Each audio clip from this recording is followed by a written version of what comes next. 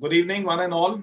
And it always gives a pleasure to us that when we have Mr. E. Om Prakash, a senior advocate, who not only has created his niche in the field of law, but also while teaching us like on these webinars, I can say teaching itself, because as long as one is learning, it's a teaching. And while we have been holding webinars wherein the participants as well as the speakers are coming from Pan India, in this particular webinar series, we have become a knowledge partner with the GemTech School of Law, Greater Noida, who has also created its own niche within the space of these law colleges and universities. And in their pursuit also to disseminate knowledge through always, it had always been before this COVID-19 scenario when all the colleges, universities used to only disseminate the knowledge amongst the students within the closed corridors, and at the most one or two webinars, seminars could have been done. But as they say, the new is the normal. We have taken up the new way, and this is a classic case wherein the coordinator is from Chandigarh, the college is at Noida, and we have a resource person down south from Chennai. Yes. And Mr. Om Prakash has also the pursuit for all this.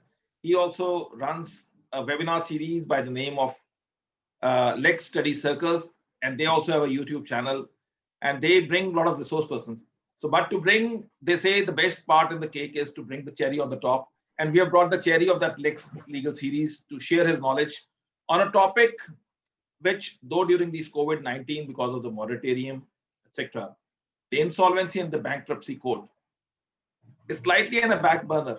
But as they say that we are all ushering for a new year, coupled with the quite a hope that the stress and strain of all this COVID will actually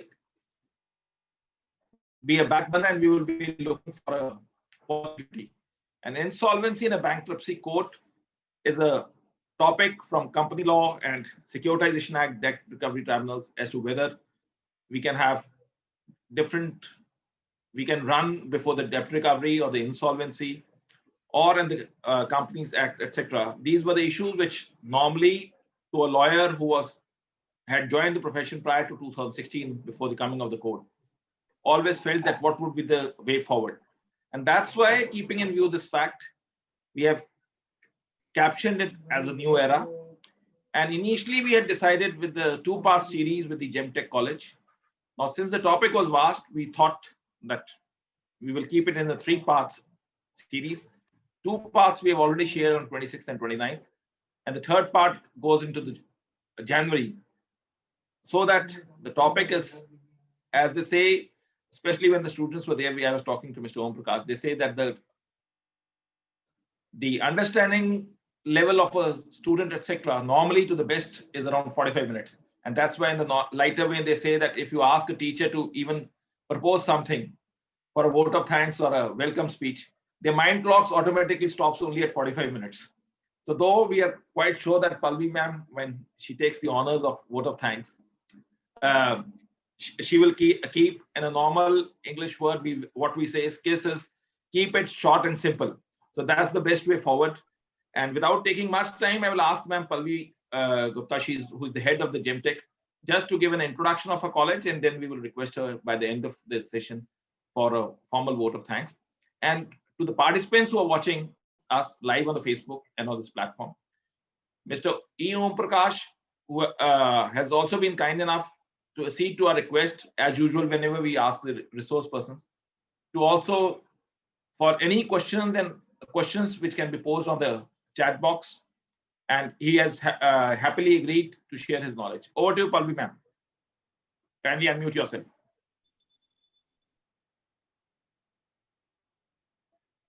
Ma'am, yes. Okay.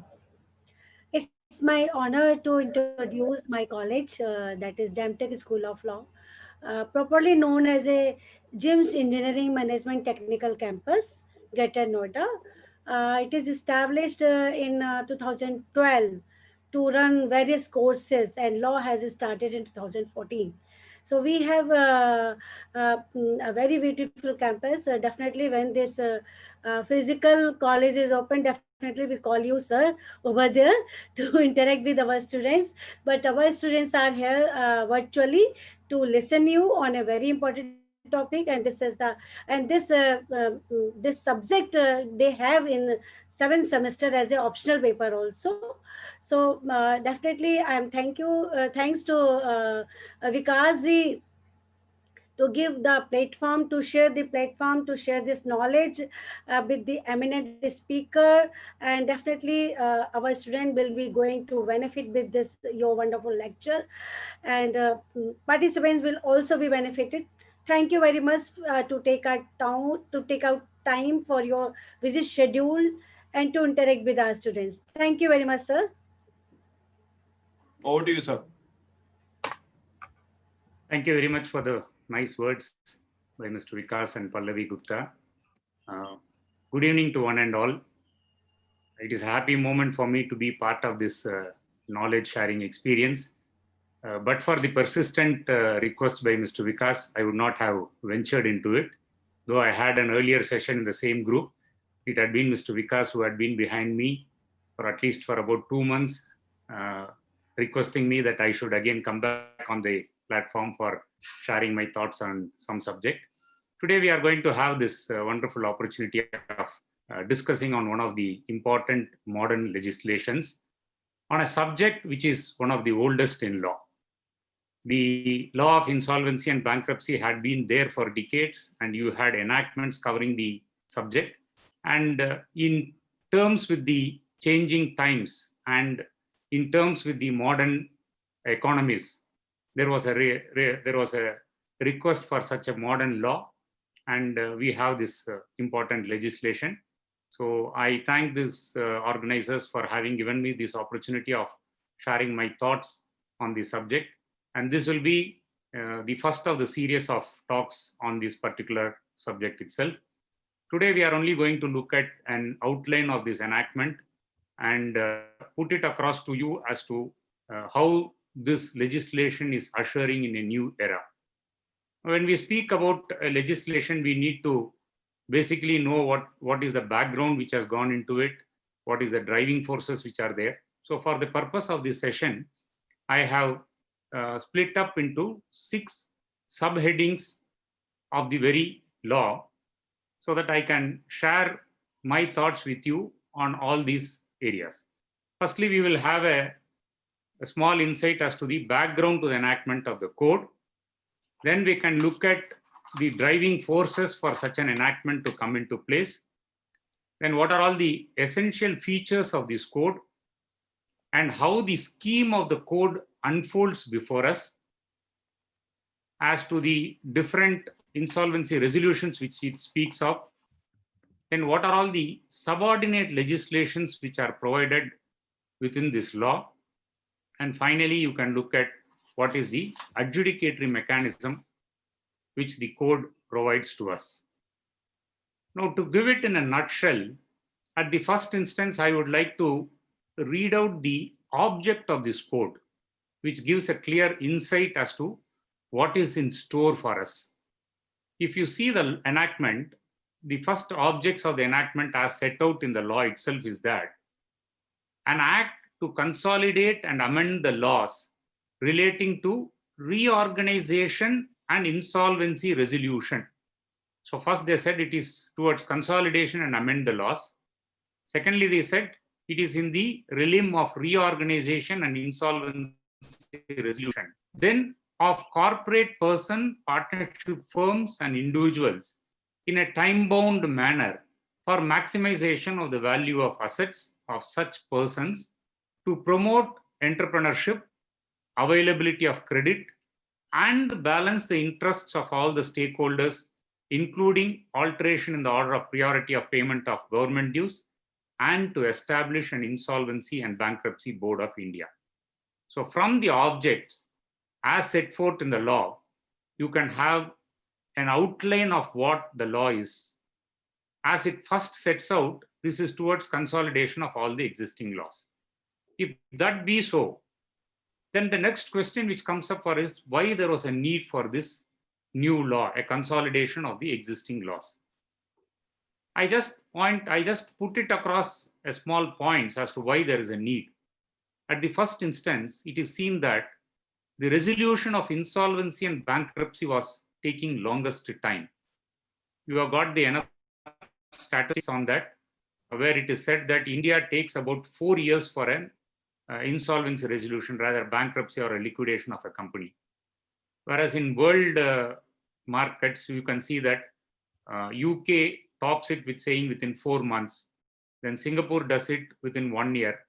So we were quite behind on this achievement of this insolvency and bankruptcy. So this longest period is attributed to various things. So therefore, there was a concern about when the liberal economy is opened up, there was a concern about this ease of doing business. As we give an opportunity for investments to come in, every person who steps in is also looking at, if there is a difficulty for me, what is the exit? If that exit is going to be very tough, they have a second thoughts on getting into it. So therefore, this first requirement is the need for the code was a resolution of insolvency and bankruptcy was taking the longest time.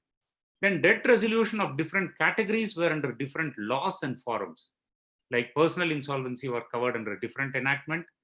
The corporate insolvency was covered under a different enactment. So the resolution process was also under different laws. Then most of the time it was balance sheet driven and there was no liquidity driven approach. As in the then existing laws, there were no early warning systems for resolution. And above all these things, the challenging part which the legislators found is that the earlier laws were taking a longer time because the debtor was in possession and was fraught with conflicts in process and risks. The creditor could not push through the process. Then when the DRTs and SARFAESI came into place for the resolution of bank dues, it was seen that DRTs were clogged with debt-related litigations and recovery of debts were too late and too little. And one of the statistics says of all the bad debts, the recovery was only 20%. So in this background, they were finding that this scenario of an insolvency and bankruptcy, rather an insolvency resolution, was impacting the global index of doing business in India.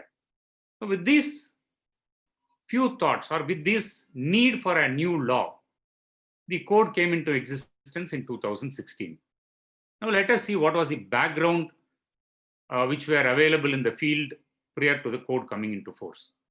As you all know, the existing laws in the fields were on an individual insolvency, it was the Presidency Towns Insolvency Act 1909, Provincial Insolvency Act 1920. Now, in cases of corporates, the insolvency or liquidation was in terms of the provisions of Companies Act 1956 and later the Companies Act 2013. Now, on the same corporates, if it is a requirement of a revival and rehabilitation or restructuring, Companies Act, of course, provided for the same. In addition to that, the Sikh Industrial Companies Act was in place, namely SICA. SICA gave a forum of BAFR and AAFR to work out these resolutions. Now, for recovery, the banks were generally looking at the Recovery of Debts Due to Banks and Financial Institutions Act, which is now renamed as Recovery of Debts and Bankruptcy Act, pursuant to the amendment due to under this code. Then you had the process of enforcement of security interest under SARFAESI by the banks, non-banking financial institutions, housing finance companies, etc. So what was in place were different legislations which are providing for insolvency resolution or bankruptcy, be it individuals or corporates, different resolution mechanisms as in the case of SICA and Company Code, Companies Act. Then you had recovery laws in the name of DRT Act and SARFAESI Act. And you also had the adjudication process in terms of these enactments which were vested with the official liquidator, the official assignee, or the court receivers. So these were all the laws which were in place, which were in field, which were occupying the field. In addition to that, in fact, towards resolution, you had many of RBI schemes coming into place like corporate debt restructuring, CDR, SDR, SSDR, so many things which are brought in to find means of resolution of stressed assets or resolution of bad debts. So this is on the background aspects of it. So with these backgrounds, the government felt that there was a need to consolidate this entire law. It was felt by the legislators that there was a need to work on the modern law as far as the subject is concerned. Therefore, committees were put in place, recommendations were sought for. In fact, the first report of the committee, which was asked to go into this restructuring and debt resolution as well as insolvency resolution, suggested amendments to the Companies Act 2013. And in fact, amendments were also put in place. But as you are aware that there were challenges to these amendments as to the tribunals being established under the Companies Act, because of which these amendments did not actually take shape and start working.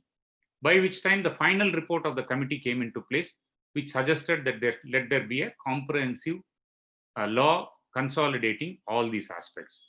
So this was on the background act. Now, having seen this, what is the driving forces which shaped this code? Now, as I said, the experience with the existing laws and the resolution not happening or resolution taking a longer time, and the requirement in terms of world economy opening up in a big way, there were certain driving forces in shaping this code. The first among those is the UN-CITRAL Legislative Guide on Insolvency Laws 2004. The United Nations Commission on International Trade had formulated, rather requested the member countries to look at stronger insolvency laws. So after various deliberations, and India being one of the signatory to that, a model law was put in place. A legislative guide was formulated by UN-CITRAL, and that became the basis for the present insolvency and bankruptcy code to take a shape.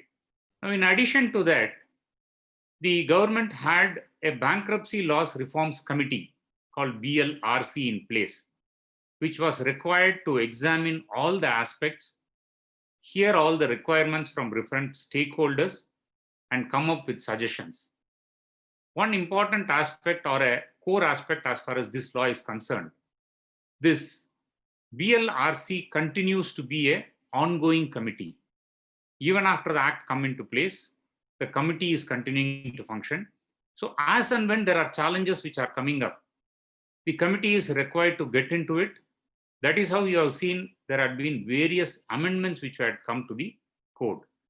So the first basis for the code to take a shape was the Bankruptcy Laws Reforms Committee, BLRC Committee Report 2015. In fact, this is also available in public domain. You can Google and see, and you can find out what were the recommendations of this committee or how the committee had looked into it. So these are the major driving forces in shaping the code. Now, having said this, what is that essential features which are available in the code?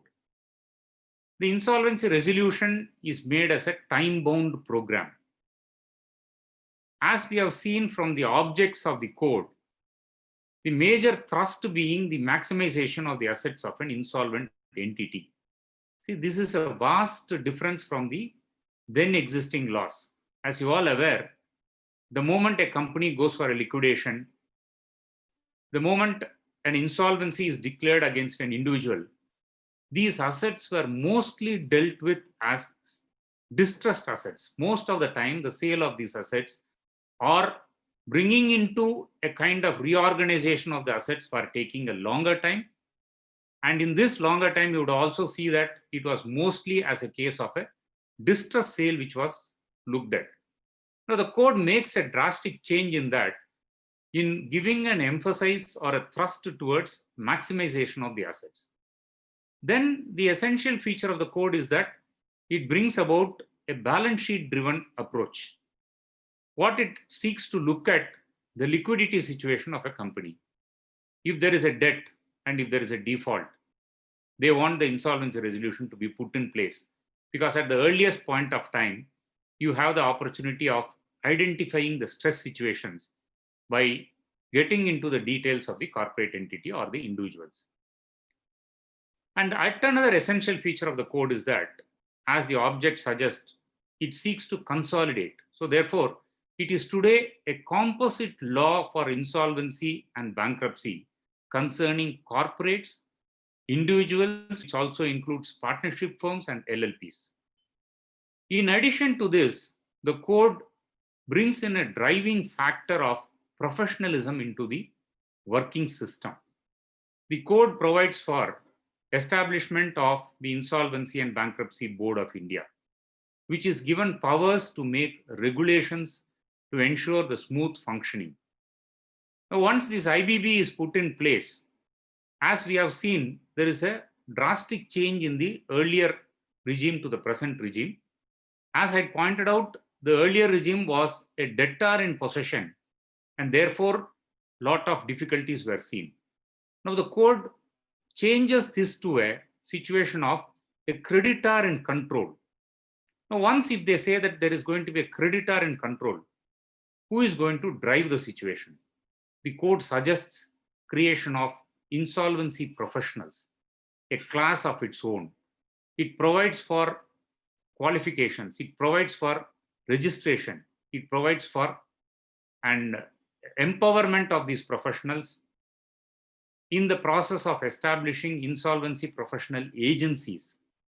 Then the code also speaks about information utilities, a place where you can find as regarding the defaults, which are the basis of initiating a process under the code. Now, I have said about the essentials. With this, we can look at what is the scheme of the code. At the outset, I can point out that the code is in 4 parts. It has the first introductory part of 3 sections. Then you have the second part of the code, which deals with corporate insolvency, where you can find sections 4 to 77. Then you have a third part, which speaks about insolvency of individuals, including partnership firms, sections running from 78 to 187. And the fourth part provides for the establishment of the IBBI, Insolvency Professional Agency, Insolvency Professionals, and Information Utilities, which is from section 188 onwards. Now, other than that, interestingly, the code also provides certain areas where it requires prosecution to take place. It provides for, at the first instance, through the resolution professional, to identify transactions which required a review. Like it speaks about preferential transactions, avoidance transactions, undervalued transactions, fraudulent transactions, extortionate credit transactions. Now, while it provides for all these things, it also provides that the adjudicating authority, which I'll be telling you at the last instance as to the adjudicative mechanism which is provided, will also deal with fraudulent or malicious initiation of proceedings, which is under section 65. It also enables the adjudicating authority, namely the NCLT, to deal with fraudulent trading or wrongful trading in the normal course of business of a corporate entity, which is under section 66. That apart, the code also contemplates establishing a special court to initiate prosecution and punish for certain offenses which the code recognizes in the nature of concealment of property, transactions defrauding creditors, misconduct in the CIRP process,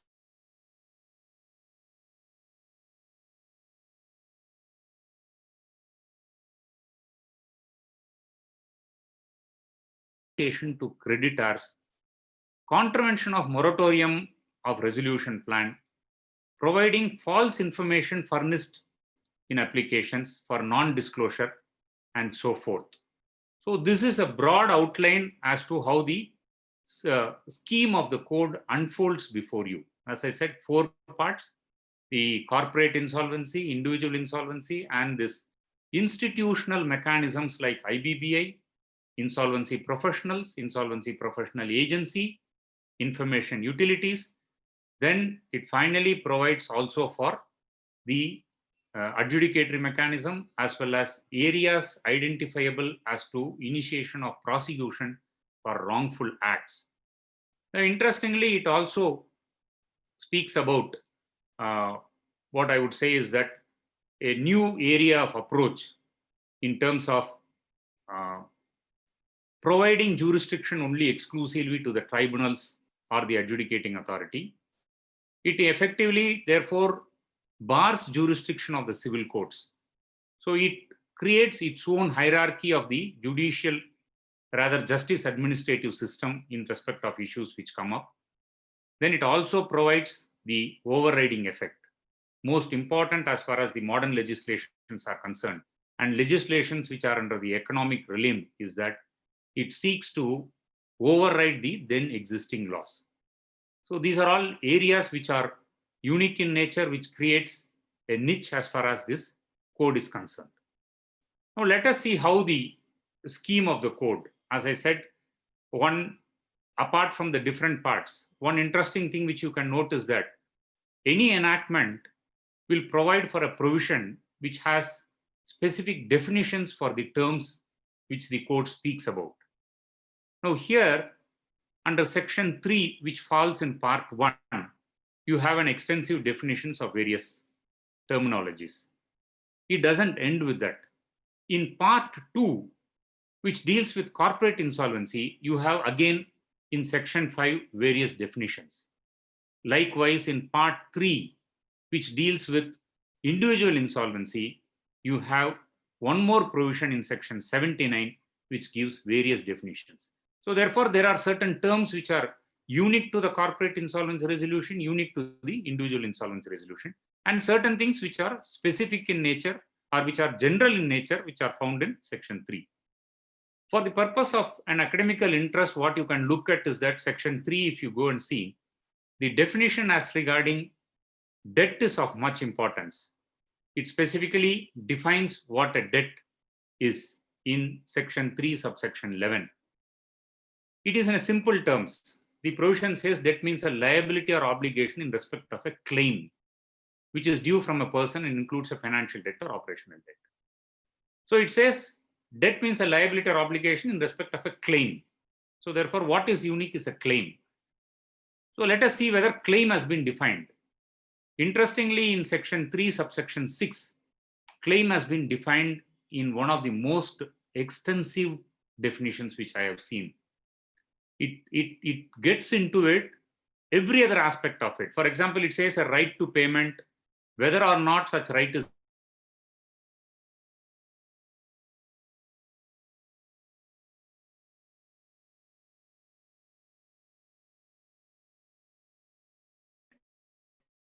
it speaks about default. So these are all areas which we need to look at. Now, if you come to section 5, definitions under section 5 in respect of corporates, you have definitions as to what is a creditor. Now, uniqueness of this code, which you will also note, is that there was a drastic change from the earlier regime. When we earlier, either it is a winding up proceedings or a liquidation proceedings of a company under the Companies Act, or individual insolvency under the Provisional Insolvency Act or Presidency Towns Insolvency Act, what we had always looked as creditors is that either a secured or an unsecured. You didn't have a classification of a creditor based on whether they are lending money or whether they are providing services or whether they are supplying goods to you. The code made it a kind of unique thing. It differentiates these two areas. The code speaks about financial creditors and operational creditors. It has got a lot of significance as far as how the scheme of the code unfolds. The financial creditors are persons who normally lend money to an institution or to an individual. So person who has to recover money with a time value, with a value for the time, rather with an interest to that. Now, an operational creditor is said to be a person who renders services to an entity or to a business, be it a proprietary concern or partnership concern or a registered company. And persons who supply goods. So all these persons are treated as operational creditors. Then other than that, you have dues arising out of statutory obligations like government dues, which normally we say as crown debt. So they are also in areas treated as operational creditors, in areas treated as other creditors. So this is what is unique as far as this code is concerned. Now in this, section 5 gives you a vast definitions as regarding what is a financial debt, what is an operational debt, and who is a financial creditor, who is an operational creditor, and who are the other creditors. So all these definitions which are more specific to a corporate insolvency is being provided under section 5 of part 2. Likewise, in cases of individual insolvency, you have definitions under section 79. For the present, I am not taking you through that. Now, having said this, what is more relevant today, what is more happening is that the corporate insolvency resolution. As far as the individual insolvency is concerned, as you are fully aware, that it has not been notified till date. So till date, the insolvency as far as individuals are concerned is only in terms of the Provincial Insolvency Act and Presidency Towns Insolvency Act. Of course, when I say this, I also need to point out that there is one exception to this. One exception which has happened is that the code provides that in cases of corporate insolvency resolution, if there are personal guarantors attached to such corporates, if a company is availing a facility and there is a personal guarantee given by the promoter, director, or directors, or some individuals, if there is an insolvency situation for those individuals who are actually the personal guarantors of a corporate, they would also fall under a specific adjudicatory system, which I will point out to you. So in respect of that area of an insolvency against personal guarantors to a corporate is already notified. So that is in force now. Other than that, the individual insolvency has not commenced. Therefore, I will not trouble you for the present. We will look at a separate session on the individual insolvency because it is also very interesting as to various new concepts which it brings about. Now, on the corporate insolvency, I will only just share with you a kind of a flow chart to explain how this works as to this initiation of a corporate insolvency against a company. You can find in the screen a flow chart to make it simpler for an understanding. At the first instance, as I pointed out to you, the driving force as far as this code is concerned, a debt and default. What was earlier is that the inability to pay a debt was considered as a grounds for winding up of a company. The inability of an individual to service his debt was found to be a ground for an insolvency. Apart from that, in individual insolvencies, you had instances where a person seeks to sell away his assets when he has huge debts. It was termed as an act of insolvency. When a person seeks to move away from a place, it was also being termed as an act of insolvency. As far as corporates are concerned, if there is a decree and if it remains unsatisfied in spite of a notice being issued, and cases where the debt not being serviced and you go before the court, you are required to establish the inability of the corporate to pay the debt. Now, this entire scenario has changed. Today, under the Insolvency and Bankruptcy Code, what is to be seen at the first instance is a debt payable by the company. And once the debt is there, the second requirement is a default. So even an adjudication process is very, very minimal. It is a kind of situation of where you look at a debt and default alone. Now, with this background, let us see if there is a debt and default. The code provides for initiation of this corporate insolvency resolution under 3 different situations. At the first instance, it can be done by a financial creditor. As I said, a financial institution which is lending money, or an individual which is lending money, a bank which is lending money, and which has to recover a debt and which is able to establish that there is a default of such debt. They are entitled to petition or file an application seeking for initiation of the corporate insolvency resolution. That comes under section 7. Then at the second category, the operational creditor is entitled to petition the tribunal seeking for initiation of an insolvency resolution. For them, the parameters are same. It is again the debt and the default. Now, what is different is that as far as operational creditors are concerned, the code requires that there should be an opportunity given before you initiate. And that opportunity is in the nature of a demand notice under Section 8.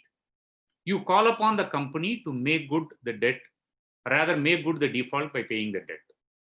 And there is a time limit within 15 days they have to respond.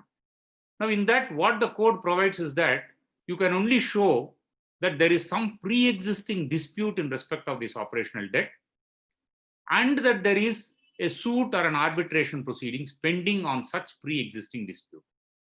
Now, of course, the court has interpreted that this has to be seen separately. What the provision of law in Section 8 said is that a pre-existing dispute and a pendency of a suit or an arbitration proceedings. Now, this "and" was interpreted by the Honorable Supreme Court as saying you should read it as "or." So therefore, even if a suit or an arbitration is pending, or if you are able to establish that there is a pre-existing dispute, then they are not entitled to initiate this corporate insolvency resolution. So this is a prerequisite as far as operational creditors are concerned. If all those things are satisfied, the operational creditor is also entitled to file an application, which is under Section 9. Now, other than that, under Section 10, the company itself, or rather the Section 10 says, a corporate applicant can file an application for initiation. Now, a definition is there under Section 5 for this corporate applicant, which includes the company by itself, the promoters of the company, or the directors of the company, or a major shareholders, or a key managerial personnel of the company is also a corporate applicant who is entitled to initiate this application. So under 3 situations, it comes before the tribunal for consideration. Now, having come to that, now let us see the flow chart, how it happens. As I said, the first on the left-hand side top box, you filing of an application to NCLT. So this happens either under Section 7 or 9 or 10. Now, once this filing happens, the next process is that the NCLT has to admit this petition. In a normal terms, as lawyers, when we speak about admission, we would speak about a petition which is admitted for an adjudication or inquiry. Say a case where you file a writ petition before a high court or a special leave petition before a Supreme Court. When we say that the petition is admitted, we actually means it is taken up for an adjudication. But what is unique under the code is that if it means an admission, it is in fact a decision as to initiation of corporate insolvency resolution process, which is otherwise called as a CIRP. So therefore, the NCLT, on the application being filed, NCLT being the adjudicating authority under Section 60, admits the petition and initiates the CIRP. So that is a starting point. That is the one of the main dates from where everything counts in terms of number of days. So this is the commencement date. So once this admission happens, what are the consequences which fall is that there is an immediate declaration of moratorium, which you will find on the left-hand side, third box. A moratorium is declared. Then with this moratorium, the admission orders also speaks about appointment of an insolvency resolution professional. Then it also provides that a public announcement to be made as to the commencement of this corporate insolvency resolution process, the CIRP. Once this is made, now please move to the right-hand side, bottom box. I have just shown you the flow. The insolvency resolution professional is required to call for claims from various stakeholders of the company, be it financial creditors, be it operational creditors, be it dues, whoever it is, whoever has a claim against this company has to submit these claims. The rules and regulations in extensive provides for the mechanisms. In fact, the regulations provides different forms to be submitted by the financial creditors, the operational creditors, and other creditors. So on these claims being called for by the IRP, which is the insolvency interim resolution professional, he has to determine. There again, there is no adjudication. He only determines based on what is materials placed before him, as well as the materials which is available in the books of the company. So he then takes this claim on record. Now, with this leads to a situation of a constitution of a committee of creditors. It is called COC. Now, the code speaks about the constitution of the committee of creditors, which happens constituting only the financial creditors. The code enables only the financial creditors to be part of the COC. And operational creditors on a whole are excluded.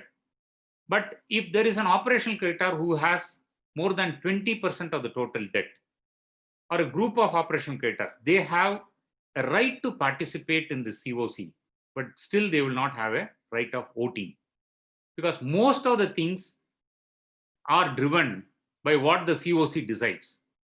The scheme as per the code is that the COC sits as a body, where I had initially said that the regime is now from debtor in possession to creditor in control. And that creditor in control is this committee of creditors. Now, whatever they decide, the resolution professional is bound to carry forward. And whatever they decide, it decides as to whether the company gets into a resolution or the company gets into a liquidation. So therefore, the COC is constituted with the financial creditors. Now, if in a case that there is no financial creditor, the code also provides that the operational creditors can constitute a COC, but on a clear provision that there should not be not even one financial creditor. Now, then the meeting of COC happens. Now, once the COC is constituted, they have a right at the first meeting of the COC to decide on a resolution professional. Either they can accept the interim resolution professional who is appointed by the tribunal while the admission is made, rather while the commencement of the CIRP, to continue as a resolution professional, or a right is given to them to name a new person as a resolution professional. So this is required at the first meeting of the COC. Then with this, the resolution professional is required to make an attempt to conduct the business as a going concern. This is the second column, second box which you find as you go up in a flow of things. Now then the resolution professional is mandatorily required to appoint registered valuers. Then based on the valuations, based on the assessment of the company's records, and based on the claims which he had already collated, the resolution professional has to prepare a document called information memorandum under section 29. Now this information memorandum is a crucial document which sets out on table as to what is this corporate debtor. Now once this information memorandum comes in place, the COC now goes into the next stage of finding out a resolution of this insolvency situation. For that, they make out a decision as to calling for an expression of interest by any party as to becoming a prospective resolution applicant. Now here there are so many challenges. When the code came at the first instance, it was an open book like. So even the promoters, the outgoing directors, the suspended directors, they were also entitled to submit a resolution plan and become a prospective resolution applicant. Then situations had come up to a position where it was found that the very same persons who were the reasons for the default, the very same persons who were the reasons for the insolvency situation, were trying to find a backdoor entry into this. Therefore, an amendment came which restricted, which put an embargo as to who can be a resolution applicant in terms of section 29 capital A. So it sets out, suppose if there is a defaulting promoter or a director of a company who is a willful defaulter, he is not entitled to be a prospective resolution applicant. So it gives it creates an embargo as to all these things. Then again, one more amendment came which suggested, in fact, in the amendments which I'm going to speak in the next session, I will take you in extensive on all these things. It provided a window for the MSME units because they are an unique by itself. So what the COC makes out a case for a eligibility criteria for prospective resolution applicant. Then an expression of interest is called for by making a paper publication. Then various persons make an application to qualify as a prospective resolution applicants. That is considered and approved. They are called upon to submit resolution plans, and the COC takes a call on the resolution plans submitted by way of making an approval of the resolution plan which is considered to be viable, considered to address all the issues of the stakeholders in terms of repayments to the financial creditors, repayment to operational creditors if there is a possibility, and continuing the company, rather working out a viability for the company.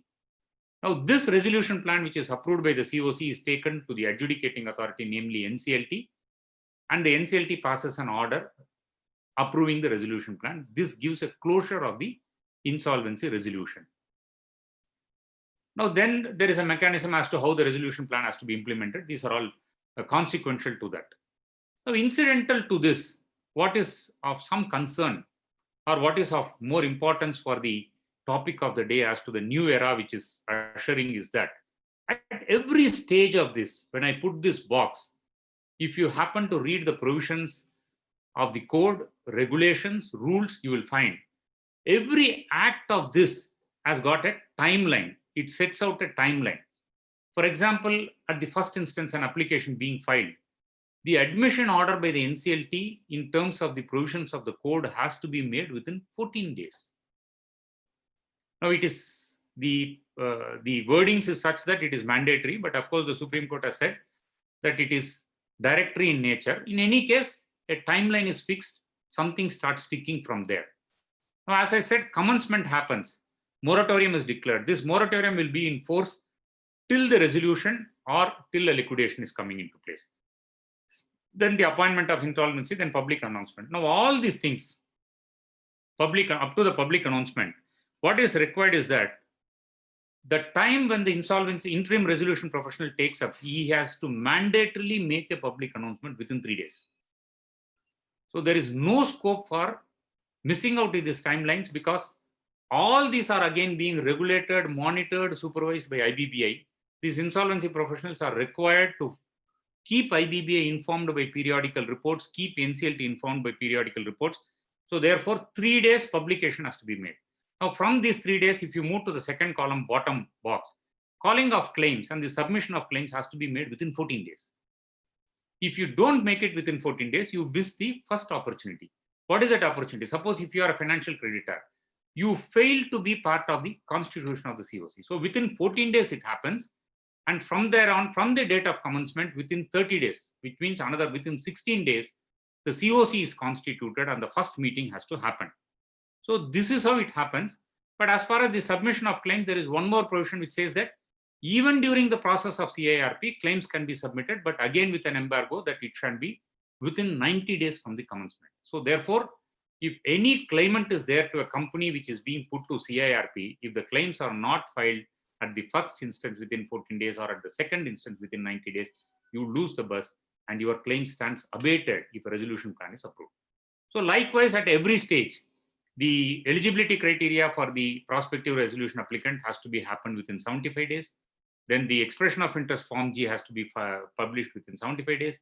So this is how the entire scheme works, and ultimately the code under section 12 sets out that the process has to be completed within 180 days.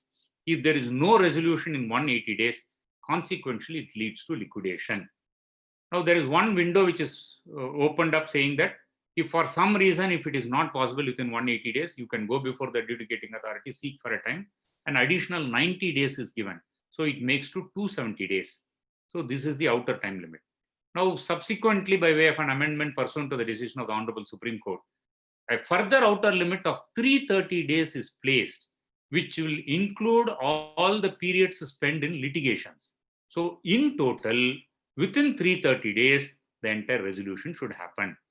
Now, having said this, now if it is not happening, as I pointed out, it leads to liquidation. Now, whether the liquidation is only on the context that the resolution doesn't happen 180 days means it is not so. There are 3 instances when a liquidation happens. At the first instance, the COC by itself, the Committee of Creditors by itself, can decide that there is no viable solution or there is no possibility of a resolution of this company. Therefore, I suggest for I resolve for a liquidation. So if a resolution is passed by the COC with 66% of voting, a liquidation can be the means. Then at the second instance, if the resolution or calling for resolution applicants, no resolution plan submitted within this 180 days or 270 days or 330 days, it is the second instance where a resolution, where a liquidation is foreseen. Then a third instance is that in spite of approval of a resolution plan, if there is a failure of such resolution plan, it also leads to an order for liquidation. Now, in all these 3 instances, in terms of section 33, the resolution professional has to file an application before the NCLT asking for an order of liquidation. Now, once the liquidation order is passed, again, there is a process of calling for claims in the liquidation. Now, at this, there is an adjudication which is also provided for. And if the liquidator does not admit your claims or he rejects your claim on an adjudication, you have a remedy of an appeal under section 42 to the NCLT. Now, with that, the liquidator will arrive at a liquidation estate. He will also look at who are all the stakeholders, who are all the claimants.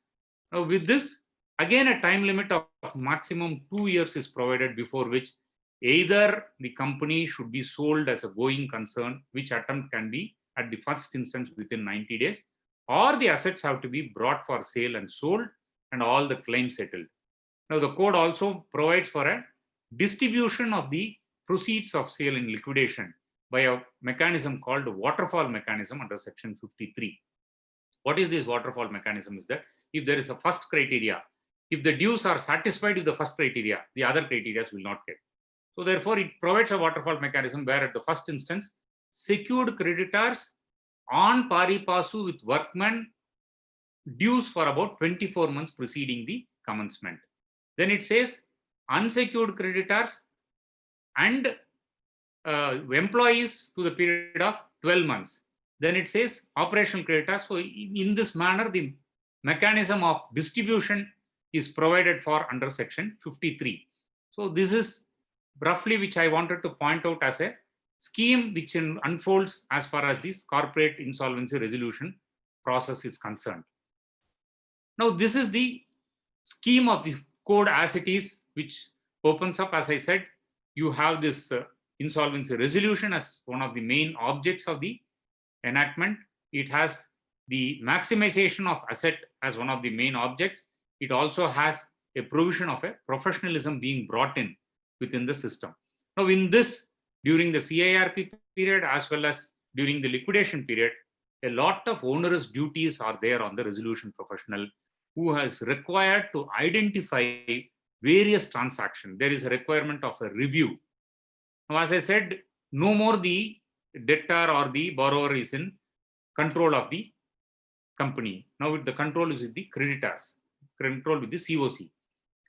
And the entire assets of the company is in the custody of the resolution professional. The code specifically provides that he has every right and power under the provisions of the enactment to take entire control of the books of accounts as well as the assets of the company.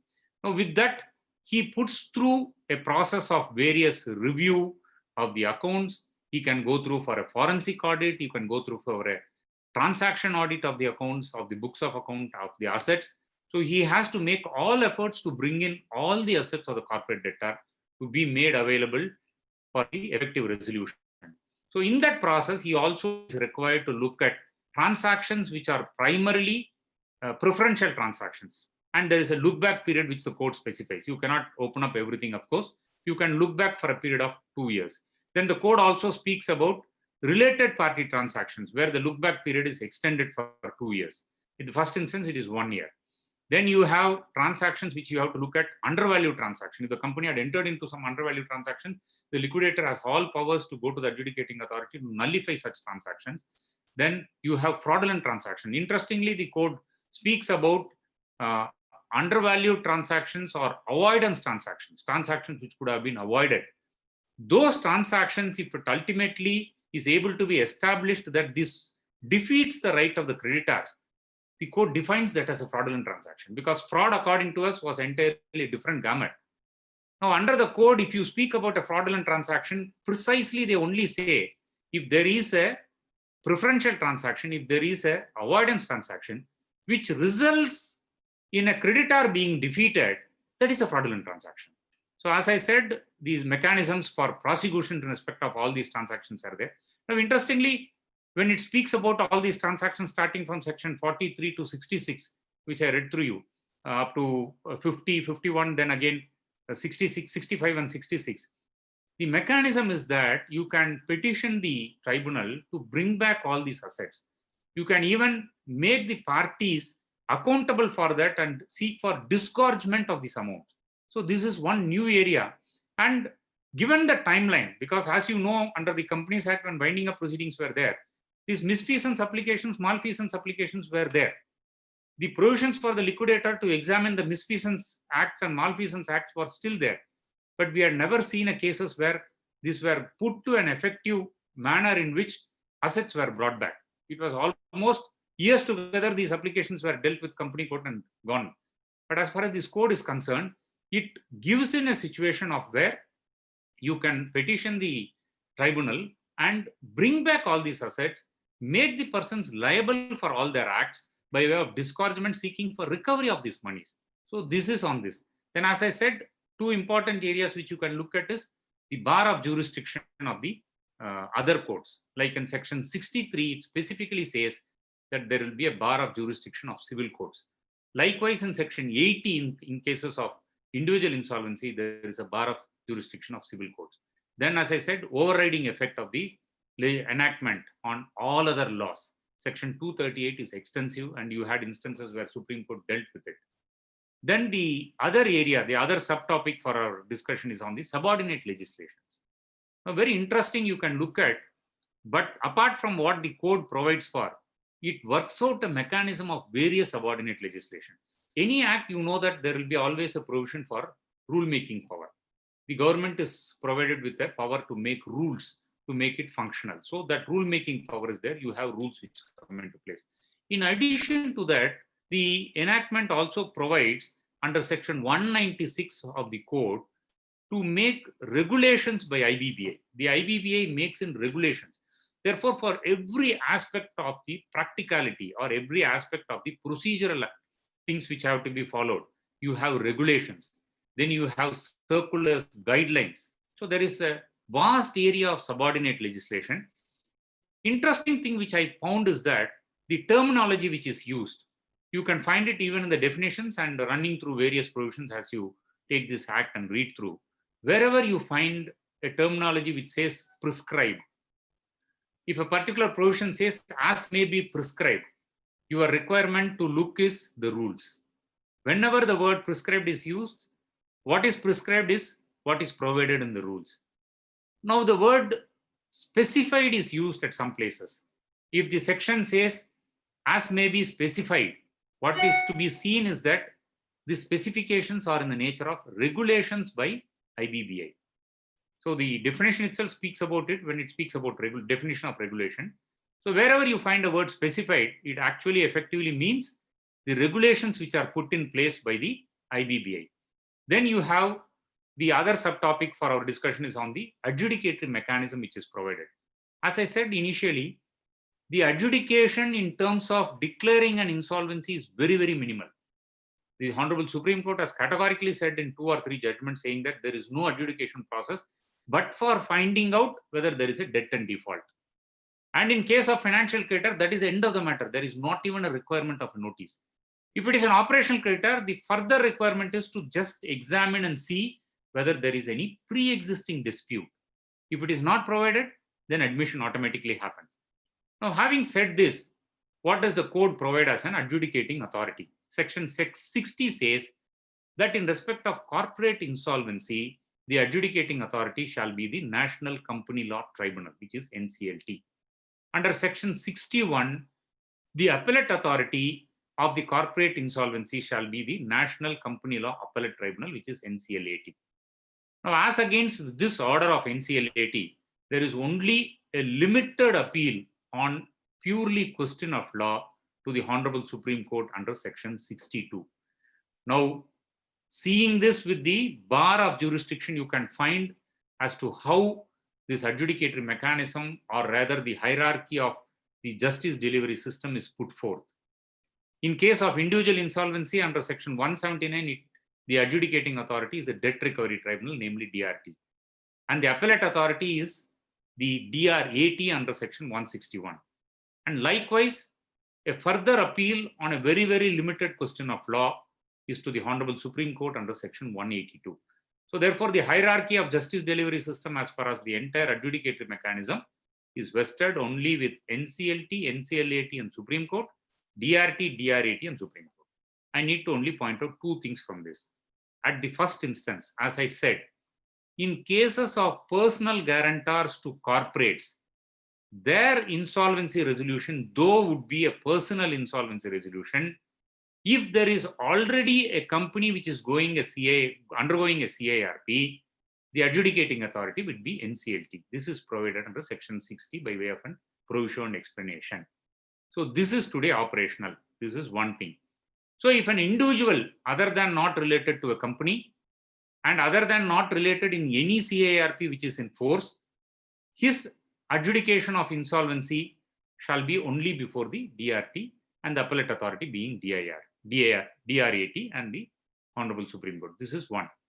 Now, having said this, since there is a bar of jurisdiction of the civil court, the question would be, if there are some issues to be decided, issues on the questions of facts or question of law in the process of CRP.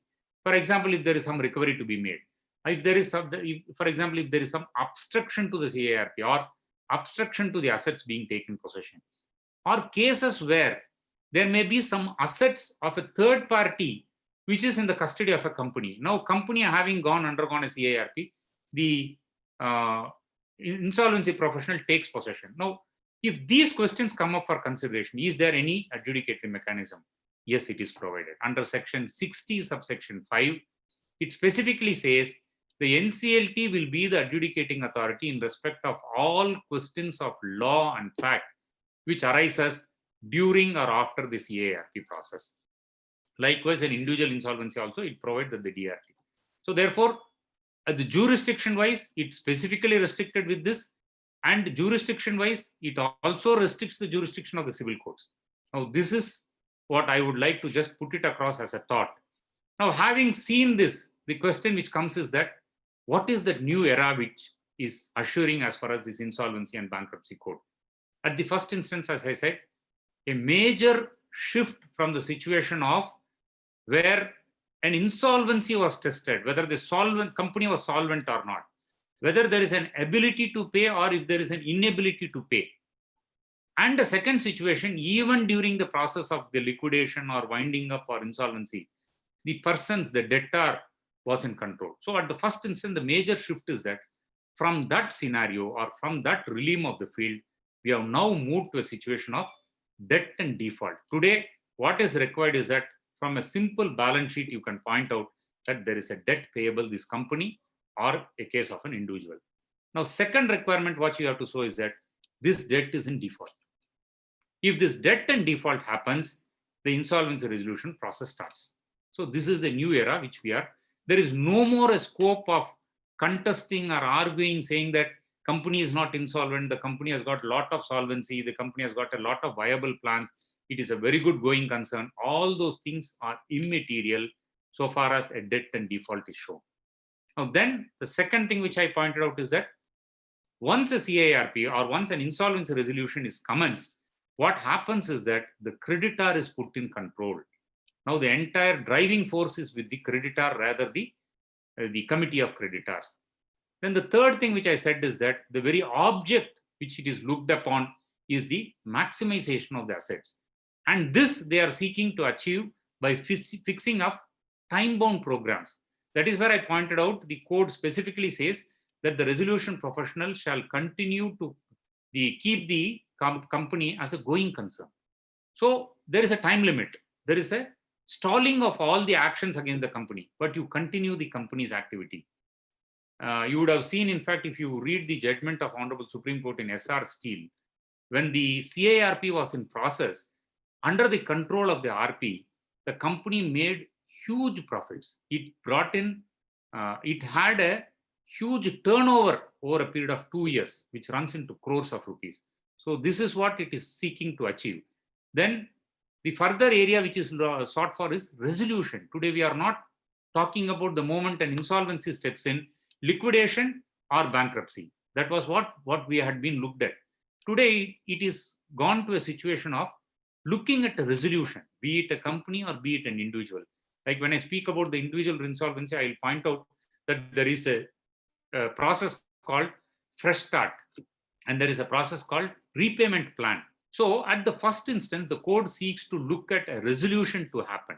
And if the resolution is not there, then going for a liquidation or bankruptcy. Now, in that context, what they have now formulated or what the code gives you as a platter is that a very good exit options which is available. And as I pointed out, a time-bound program And more than that, what is the new era is the institutional mechanism. As lawyers, you would have had a very vast experience of having dealt with this official liquidators, official assignees, and official receivers at the subordinate courts. If I have to put forth as a matter of fact, one of the cases which is in liquidation as far as Madras High Court, in the custody of official liquidator, I'm told is about 69 years old. Still, they are not able to get a discharge for that. And likewise, if you go to the official assignee office or the official receiver's office, you will find insolvency of the individuals running to 10 years, 15 years. And in the cases of winding up, as you are aware, the misfeasance applications can be brought about. Meeting of the creditors can happen. The first meeting would have happened only after 3 or 4 years. And in case of individual insolvency, the earlier regime provided that there is a provision for examination of the insolvent. Suppose if you are a creditor, you know that the insolvent was doing a very good business or he had so much of assets, but he has not brought in everything and the official assignee is not able to bring about. You can examine him. The very examination was to point out whether there was really an insolvency situation or he has siphoned off or diverted anything. But touch to our heart, let us see whether how many of these examinations have really happened in individual insolvencies. Now, all those things have gone. Now, institutional mechanism is brought about. Insolvency professionals are identified as a class with a specific qualification. When I say this, I need to point out to this legal fraternity that persons who are chartered accountants with a particular experience and registered with the Chartered Accountant Agents Institute, persons who are company secretaries, persons who are cost accountants, or the persons who are qualified to be insolvency professional. Does it end with it? No. In fact, it also says advocates who had 10 years of experience and having been registered with the Bar Council of India are also entitled to be appointed as insolvency professionals. What is required is that equip ourselves, learn the law, then take up that examination which is being conducted, and once you are through, you are registered as an insolvency professional. Today, you can look at, though I am deviating from the subject, I am only like to point out at this August forum that a minimum payment which an insolvency professional gets, even in the most smallest cases of consideration of insolvency resolution, is per month about 2 lakhs. This is the minimum which I am pointing out. You have huge insolvency resolutions and a wonderful monitoring mechanism in terms of IBBs. Disciplinary actions are being conducted by IBBA. Anybody is entitled to file a complaint. You have a lot of transparency. Please go and have a look at what the website of Insolvency and Bankruptcy Board of India provides to you. Now, having said this, I will wind up in another 5 minutes in pointing out the laws which are the judgments of the court which touching upon the aspect only with regard to this. At the first instance, have a look at the case of Swiss Ribbons Private Limited and others versus Union of India, reported in 2019 4 SEC, page 17. This judgment upheld the constitutional validity of the code. There are very interesting areas which you can look at this judgment. You can find the Supreme Court having said that even a heading is given saying that judicial hands-off qua economic legislation. The Supreme Court held that in cases of economic legislation, the judiciary has to keep its hands off unless there is a serious issue as regarding the constitutionality of the legislation. And it also said that it is a kind of an experiment which is to be gone through. It said it is not a legislation which is adversarial to the company. Supreme Court records saying that the code is a beneficial legislation to the corporate debtor to bring it back. And it says the moratorium which is provided for, and being a legislation in the economic realm, the Supreme Court said that you have to give opportunities for the legislature to experiment. Then you have a decision of case Sasidhar versus Indian Overseas Bank, reported in 2019 12 SEC, page 150, where the Supreme Court again had a scope of examining the entire code, the various provisions, and precisely what has been held as a law as far as the Sasidhar case is that there is a supremacy to the Committee of Creditors. The Honorable Supreme Court said that the Committee of Creditors will be the deciding authority in terms of resolution plan, and it is their commercial wisdom which matters. and what they decide as an approval is the final. It in fact said in paragraph 35 that the adjudicating authority, while approving this resolution plan under section 31, has a very limited area of scrutiny to look into whether the statutory provisions are complied with or not. Beyond that, the Supreme Court said, you don't get into the commercial wisdom of what the Committee of Creditors had decided. Then as regarding the role of the resolution applicant and the resolution professional in COC, all three play a major part. You have enough of discussion and propounding the law by the Honorable Supreme Court in the case of COC of SR Steels Limited versus Satish Kumar Gupta, reported in 2019-16 scale, page 319. And thereafter, you had very many jurisprudence which have been evolving based on these judgments. And of late, you had even the 2020 judgment in the case of Jindal Steel, you had in the case of JP Builders, which clearly set out upholding the provisions of the Act as well as providing for a clear insight the code operates. So this is my thoughts as to the Insolvency and Bankruptcy Code, a new era. I look forward for your comments.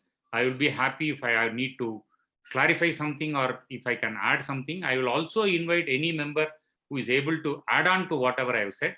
And thanks very much, Mr. Vikas Chatrat, and for all the members for having joined me in this session. I look forward for one more session on the very same topic on a different angle. Thank you very much. So 2 more sessions because part 2 would be on 29th. Yes. And the third is on the next. Yes, surely. So few questions we have received, and any participant who wants to ask the question directly, they can raise the hand or post a message. We can unmute them.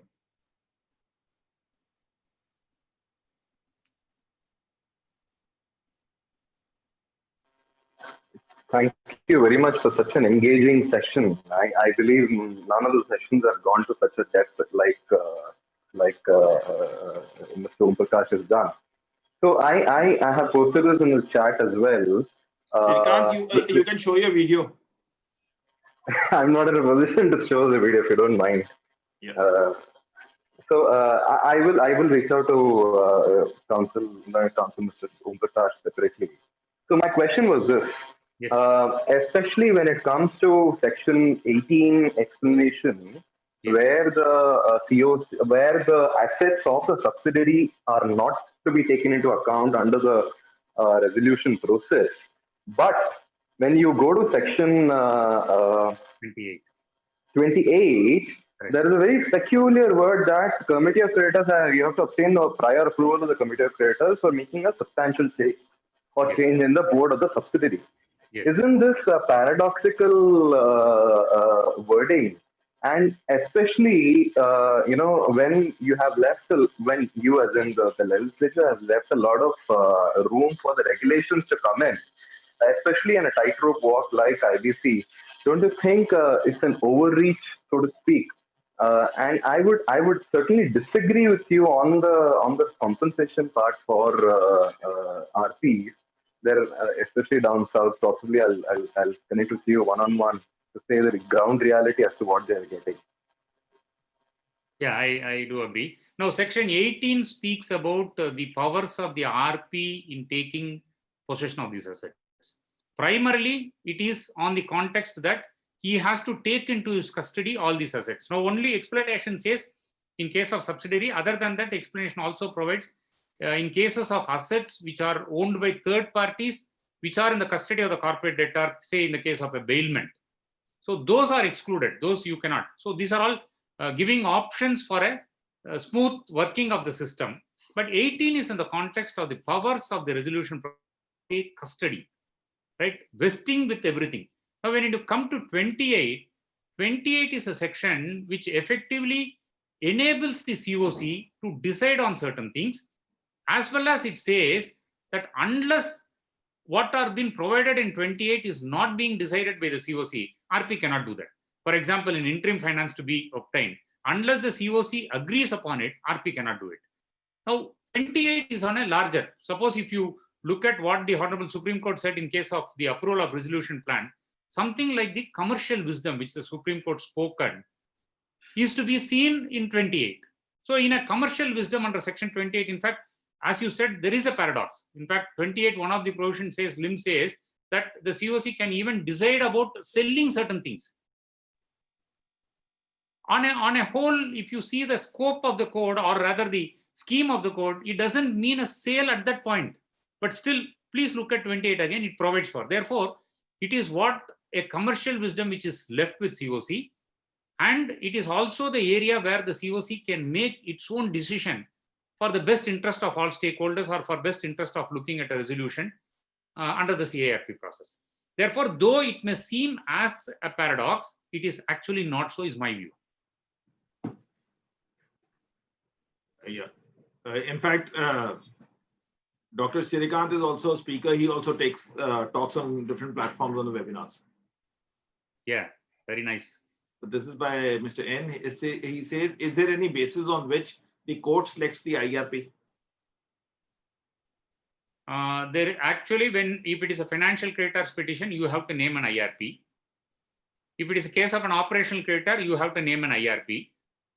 And if you don't name, what happened over the period of time is that IBBA has put out a list of IRPs. So earlier, the code provided that an IRP being named by the NCLT, an approval has to be obtained by IBBA. So it was taking some time. Sometimes this approval did not happen, or the communication did not happen. So today, what is the position is that you have a list of IRPs, which is available in the website of the IBBA, and NCLTs are being also informed of it. So from out of it, they select. Then there are certain restrictions on all. Suppose if an IRP is already handling 4 cases, he is not required to take up. So this comes in by way of a regulation where it requires that the IRP has to file a consent form. So there is a tabulation. The IRP has to specify how many cases he has handled, how many cases he is in the process of handling, or how many cases he has given a consent. So taking a totality of all these things as to how many cases he handles, whether his name is finding place in the list which is published by the IBBA, whether he is within the area of where the case is being dealt with, the appointment happens. This is by Glaxy. Rather, we always say that one should log in by the name. It looks very odd to say somebody.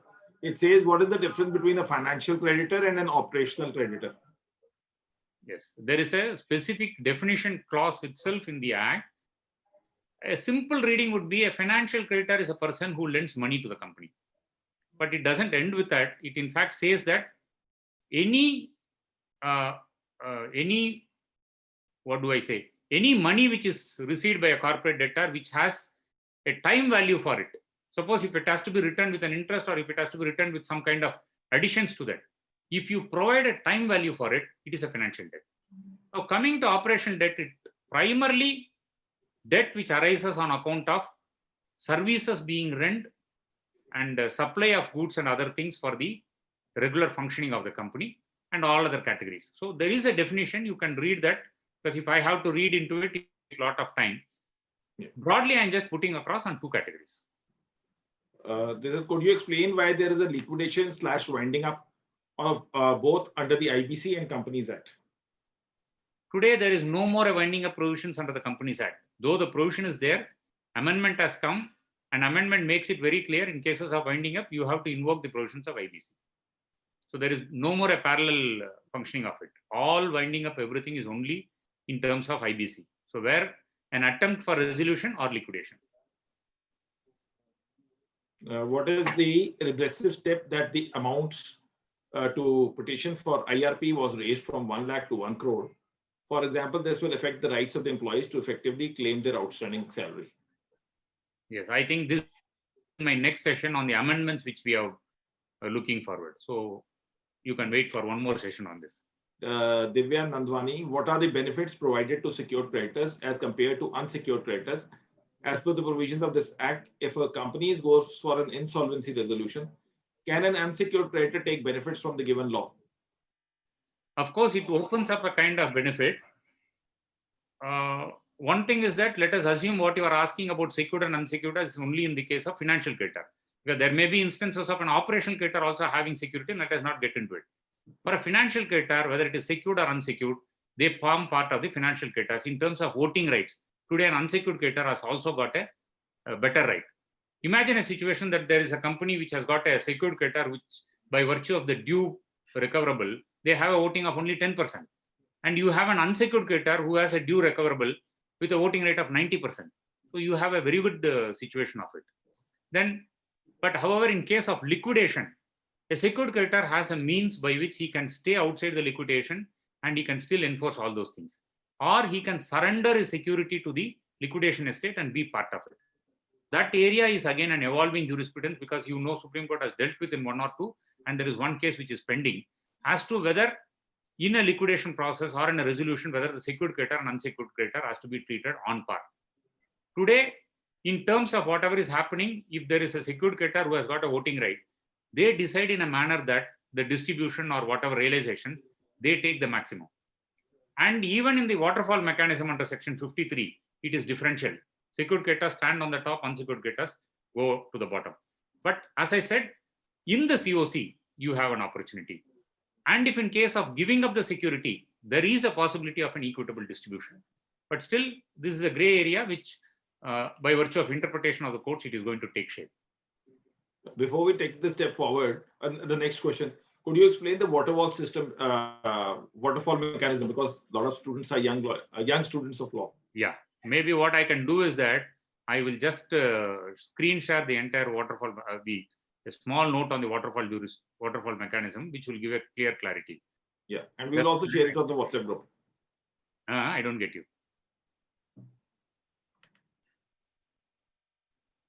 Section 53, if you just get into the code,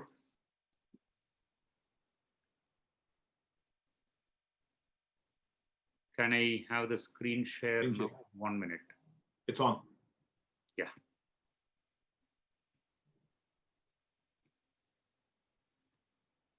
Yes. If you see section 53 of the code, the waterfall mechanism, I think you are able to see it on the screen. At the first instance, cost of CIRP and liquidation cost to be paid in full. Imagine a situation in an insolvency resolution, an X amount is received. But over the period of this 270 days or 330 days, the CIRP cost itself has come to that, or the liquidation cost has come to that. If that is satisfied, there is nothing left for any other person. So this is how the waterfall mechanism works. If the first A is satisfied and there is nothing left behind, others don't get anything. Now from A, it flows to B. What is surplus flows to B. Now at B, you see pari passu among secured creditors who have relinquished their security with the workman dues for 24 months. So as I said, in a liquidation, a secured creditor can stand outside liquidation, enforce and take his money. And for the balance, he can come back out also, that is also provided. Now suppose if he relinquishes his security and part of the liquidation estate, if it is sold, and he has to take pari passu along with workman for their 24 months due. The secured creditor will take his full and the workman for the 24 months due. This will be shared pari passu. This is number 2. Now, beyond this, if there is again a surplus, then it goes to C, which is wages of employees other than workmen for 12 months. Now, then it goes to D, financial debts to unsecured creditors. Then it goes to E, pari passu among government dues for a period of 24 months and unpaid amount of secured creditors after enforcement. Then F, any other remaining, then preferential shareholders equity. So this is how the waterfall mechanism under section 53. Why we call it waterfall mechanism is that if it is satisfied at A, that is end of it. If there is a surplus, it flows. Then it is surplus, it flows. That is how it happens. Yeah.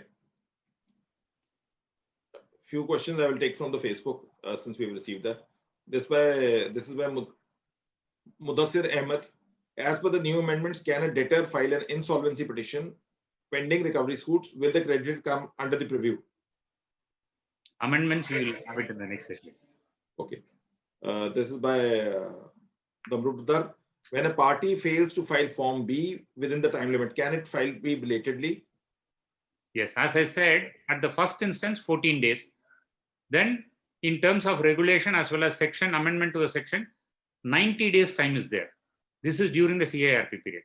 Now, even post that, even if you miss it out on 90 days, today, if you see at the law, prior to this amendment of 90 days, there is one judgment of the Honorable Supreme Court which said, it is not mandatory, it can be directory. Rather, you can accept the claims till the completion of the CIRP process.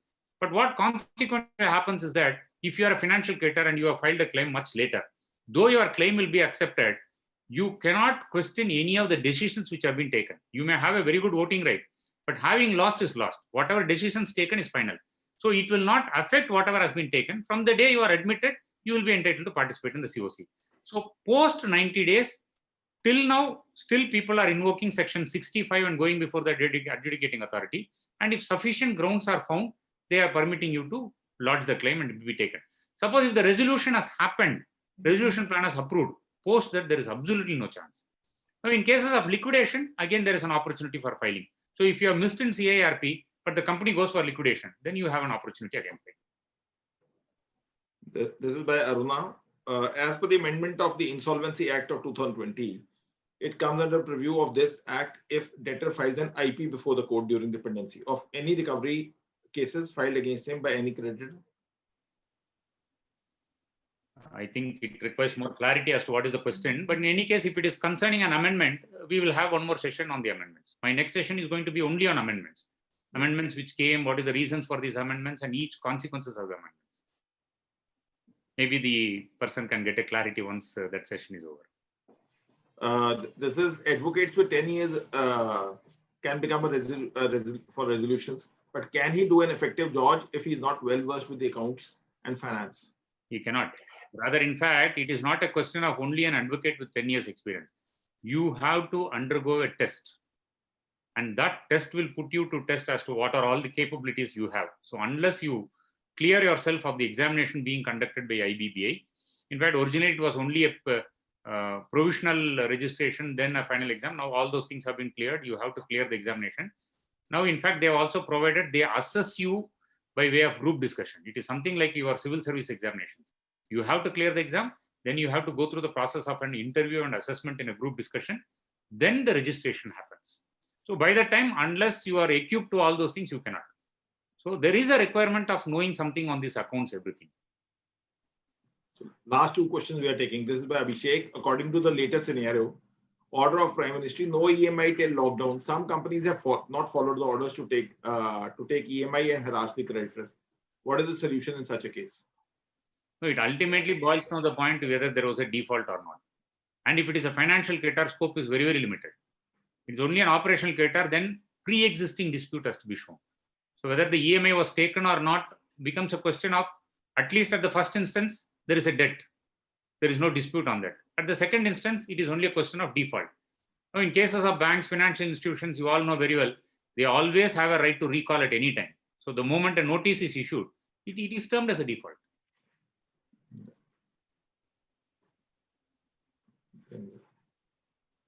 Yes. After, because resolution is not so much about litigation or about law. It is about finding a resolution to put the company back to profit, for which knowledge of finance account is crucial. Okay, that is a question what he wanted, whether the lawyer could do it or not. Actually, there is a lot of scope. People think that there is not much of adjudication, but in my view, the entire going through the CIRP process, there is a lot of adjudication involved. In fact, advocates have to play a very proactive role, be it in a case at the admission stage, though adjudication is very less. As I said, there is other areas which has to be worked out. Okay, cases of this preferential transactions, fraudulent transactions, avoidance transactions. In fact, very recently, about a month back or so, IBB has circulated a material on these things. They have circulated a study material as to how these transactions have to be viewed and how it has to be examined. This will really open up a big area, because I find that many applications being filed, orders being passed to bring back monies, to bring back assets, everything. So there is a lot of adjudication involved in it. Before we part for the day, I will request Ma'am Pallavi Gupta, the HOD of the GemTech School of Law, to propose a formal vote of thanks. Yes, ma'am. Thank you, sir, for giving this opportunity to me to tender my vote of thanks to the eminent speaker of this wonderful session. Definitely, I'm seeing my lot of students are giving thanks to sir for the excellent informative session. Definitely, they are looking for the internship under your guidance. I don't know how it is possible for them from Gatanoda to Madras. So let's see. Might be it will be on online something. So uh, as a we can say on behalf of Jamtech School of Law and Beyond Law CLC, it is my privilege to tender or extend my deep gratitude to Sir for taking out your time from a busy schedule and to bless our students. And definitely, it is a wonderful session, and we are looking ahead also for the coming up the new session on this on this particular important point. I would like to share definitely that this is more related to corporate law, and definitely it will be very, very beneficial to the students of corporate law also, and they will think to do practice on this particular point, on particular topic. And yeah, thank you very much to all the participants, all the students, and Vikasi to share this platform. Thank you very much to technical team, IT team, and thanks one and all. Uh, Thank you, madam. Thank you very much.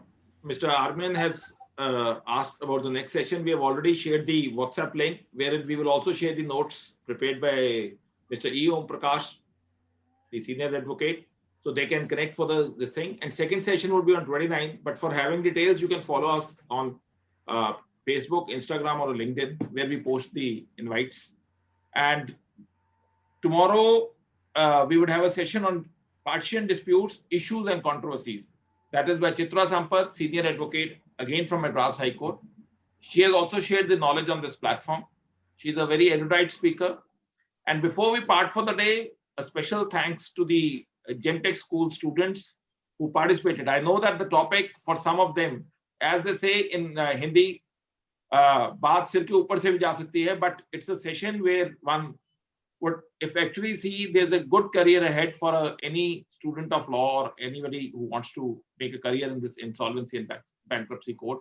And that is why we took a session more particularly even in the infancy stage of the professional pursuit of this career. As a student of law, they can take what are the careers and what is their, because they say once you actually sow a seedling of thought in any mind, it actually cultivates at one point of the other. One can think of that process. And thank you, Mr. Om Prakash, for the wonderful session. As usual, you took the session wherein everybody could connect with the topic as such, and they could connect the dots into lines. And we are again, on behalf of Gemtech and Beyond Law CLC, thankful to you for giving this insights on a topic. Everyone stay safe, stay blessed. And tomorrow, those who want to connect with us on Beyond Law CLC's discussions on partitions, disputes, do stay connected with us at 5 p.m. Everyone stay safe, stay blessed. And thank you to Palvi ma'am to help us to connect with the students and the Gemtech to have a knowledge sharing platform. I would like to share today my first year students are more there. So it is very, from Monday they'll have their classes, their session will start. And before starting the session for the classes, and they get a very informative session for the law. First year for the first year students. Thank you, everyone. Thank you. And all students can always learn from Beyond Law CLC's channel. Thank you, everyone. Thank you. Namaskar, Jai Hind. Thank you. Thank you.